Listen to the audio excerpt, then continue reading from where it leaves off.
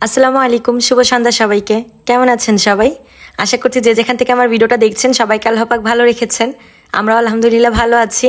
আজকে ভিডিওটা কিন্তু একদম সকাল থেকে শুরু করেছি। ঘুম থেকে উঠেই শাক তুলতে চলে আসছি। আমার বিল্ডিংটার সামনেই ছোট্ট একটু জায়গাতে কিন্তু শাক লাগানো হয়েছিল, তাতে মাসাল্লাহ ভালোই শাক হয়েছে। আজকে এই কয়টাই তুলেছিলাম। এই কয়টা লাল শাক ভাজি করলে আমাদের সুন্দর মতো একবেলা হয়ে যাবে। আর আমার মাহিরা শাক ভাজিটা খেতে অনেক বেশি পছন্দ করে। শাকগুলো আগে থেকে সিদ্ধ করে রাখা ছিল, এরপরে পেঁয়াজ রসুন ভেজে তারপর শাকটা দিয়ে দিয়েছি। আর আমাদের আন্টি হচ্ছে সবকিছুতেই ধনিয়া পাতা খায়, এই কারণে শাকের ভেতরে একটু ধনিয়া পাতা দেওয়া হয়েছে। তবে খেতে খারাপ লাগে না, কিন্তু ভালোই লাগে। আর আজকে কিন্তু গাছ থেকে 3টা ধুন্দুল পেরেছি। 3টা ধুন্দুলে হচ্ছে এতটুকু হয়েছে। ধুন্দুলটাও ভাজি করে নিয়েছি, একটু ধনিয়া পাতা দিয়েছিলাম। গ্রামে আসার পর আমাদের খুব বেশি একটা শাকসবজি কেনা লাগছে না, মোটামুটি আমাদের বাগানেই যা হচ্ছে তাতেই আমাদের হয়ে যাচ্ছে। সকালের জন্য 2 রকমের ভাজি করেছি। আর এখন পালং শাক দিয়ে ট্যাংরা মাছের ঝোল রান্না করব। ট্যাংরা মাছগুলো আমাদের বাড়ির সামনের বিল থেকে ধরা হয়েছিল। যখন ধরেছিল তখন তাজাই ছিল। তাজা মাছ দিয়ে শাক দিয়ে ঝোল রান্না করে খেতে কিন্তু মজা লাগে। সব শাকের ভেতরে আমার পালং শাক আর পুঁই শাকটাই বেশি ভালো লাগে। তো আজকে পালং শাক দিয়ে ট্যাংরা মাছের ঝোল রান্না করছি। পালং শাকটা বাজার থেকে কেনা হয়েছিল। পালং শাকের বীজ এনে রাখা হয়েছে, যদি এখনো লাগানো হয়নি। লাগালে ইনশাল্লাহ আমরা আমাদের নিজেদের শাক তুলেই খেতে পারবো। সকালবেলা রান্নাবান্নাগুলো আমরা শেষ করে নিয়েছি, আর খাওয়া দাওয়াও শেষ। এরপর এসেছে একটু টুকটাক গোছাগুছির কাজে। এই মশলাগুলো ঢাকা থেকে নিয়ে আসা হয়েছে, তো এগুলো আমি আজকে রিফিল করে নিব। গ্রামের বাজারে আসলে এসব মশলা পাওয়া যায় না। নাম বললে তো অনেকে চিনতেও পারে না যে কোন মশলার কথা বলছি। এই সব মশলা দিয়ে আমি একটা গুঁড়া মশলা করে রাখি, যেটা হচ্ছে আমি মাংস রান্না করলে ব্যবহার করি, কিংবা কাবাব বা চিকেন ফ্রাই করার সময় আমি এই মশলাটা দেই। এই কারণে হচ্ছে আমার এই মশলাটা বেশি দরকার হয়। আগের বার এসে হচ্ছে পাইনি বলে কোনো কিছু ঠিক মতো করতে পারিনি, এই কারণে এবার সাথে করে নিয়ে এসেছি। তো দুপুরের দিকে সিঙ্গারা খেতে মন চেয়েছিল, ভাইকে বলাতে ভাই হচ্ছে বাজার থেকে নিয়ে এসেছিল। দুপুরের দিকে সিঙ্গারা খেতে আমার ভালোই লাগে, একটু শসা আর পেঁয়াজ দিয়ে। আমাদের বাজারে ছোট ছোট এই সিঙ্গারাগুলো বেশ মজাও হয়। তো দুপুরবেলা রান্নাবান্না শুরু করে দিয়েছি। বাইন মাছ ভুনা করব, তো মাছগুলো আগে ছোট ছোট করে কেটে নিয়েছি।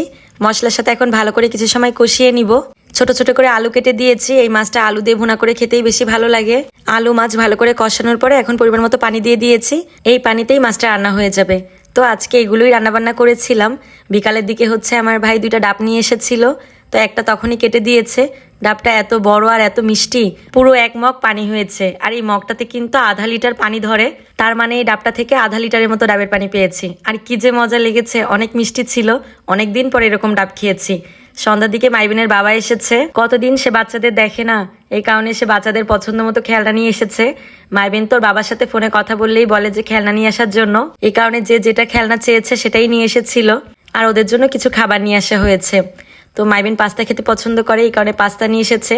কিশমিশ বাদাম 2টা জিনিসে আমার ছেলে মেয়ের অনেক পছন্দ, আমারও ভালো লাগে, এই কারণে বেশি করেই নিয়ে এসেছে। এইগুলো 1 কেজির প্যাকেট, তো বেশি করে আনাতে দেখা যায় যে দামে একটু সাশ্রয়ী হয়। আর আলু বোখরার কথা কি বলবো, এটা আমার ছেলের এত পছন্দ যে ও এমনিতেই ঘুরে আর খায়। তো মাইবিন মাহিরার জন্য শীতের পোশাক নিয়ে এসেছিল। আর এই প্যাকেটে কিছু খেজুর ছিল। তো এইগুলোই হচ্ছে মোটামুটি সে আসার সময় নিয়ে এসেছে আমাদের জন্য। আমরা যেহেতু এই শীতটা বাড়িতেই থাকবো, এই কারণে দেখা গিয়েছে সবকিছু একটু বেশি বেশি করে আনানো হয়েছে, যাতে যে কয়দিনে এখানে থাকি না কেন আমাদের যাতে হয়ে যায়। তো এই সেটটা হচ্ছে মাইবিনের জন্য নিয়ে আসা হয়েছিল। মাইবিন আবার পরে দেখেছে, ওর পছন্দই হয়েছে। তো ওগুলো সবকিছু গুছিয়ে রাখার পর রাতে রান্নাবান্নার জন্য চলে এসেছি। বোয়াল মাছ ভুনা করব, আর আগে হচ্ছে লাউ ভাজি করে নিয়েছি চিংড়ি শুটকি দিয়ে। ছোট ছোট যে চিংড়ি শুটকি গুলো আছে সেগুলো দিয়ে লাউটা ভাজি করেছি। প্রথমবার ছোট চিংড়ি শুটকি দিয়ে লাউ ভাজি করে খেয়েছি, অনেক মজা লেগেছিল। আর এদিকে হচ্ছে আমাদের বোয়াল মাছ ভুনা করা শেষ। এগুলো দিয়ে রাতের খাবার সেরে নিয়েছিলাম। ভিডিওটা আজকে এখানে শেষ করে দিচ্ছি। ভালো লাগলে একটা শেয়ার করে দিবেন। সবাই ভালো থাকবেন। আল্লাহ হাফেজ।